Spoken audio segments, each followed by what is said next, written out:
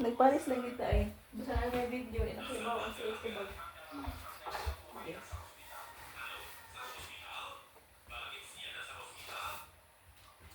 Kumakain. Ano ang pinakaunang bagay na napansin nyo sa mga larawan? Nagsisira. Ano pa? Tumatakbo. Okay. Ano kaya ang tawag sa salita na nagsasabi ng may ginagawa? Kilos. Ano? Kilos. Ang tawag ay Kilos. or ito ay ang Pandiwa. pakibasa. Ang pandiwa ay ang bahagi ng pananalita na magsasadya ng kilos, Galaw. galaw, aksyon, proseso na ginagawa ng tao, hayop, bagay o pangyayari. Ibig sabihin, kapag ang isang salita ay naglalarawan kung ano ang ginagawa ng isang tao ay kung ano ang pangyayari ng isang bagay, ito ay tinatawag na pandiwa.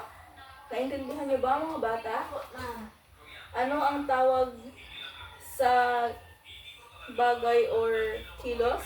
Pandiwa. Okay. Anong tawag sa isang salita na kapag nagsasaad ng kilos o galaw? Ano? Pandiwa.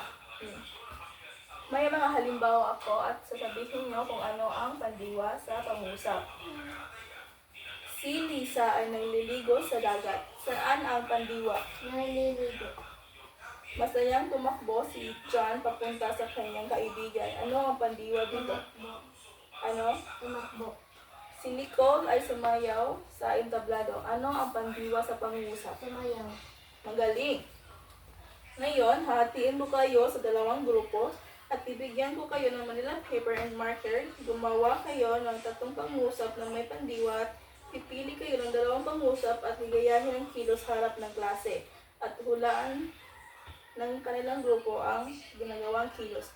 Naintindihan niyo ba mga bata? Opo, ma'am. Okay? Pwede niyo yung gawin.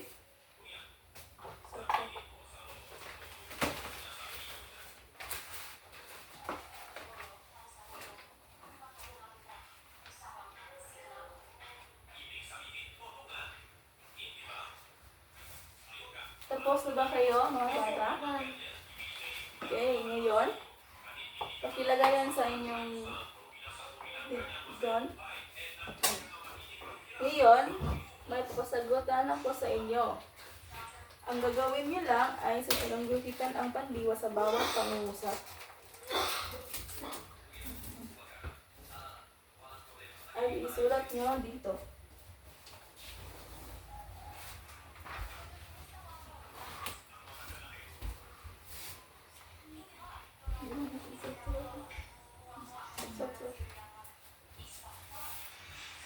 Mahal na kayong mag-umpisa.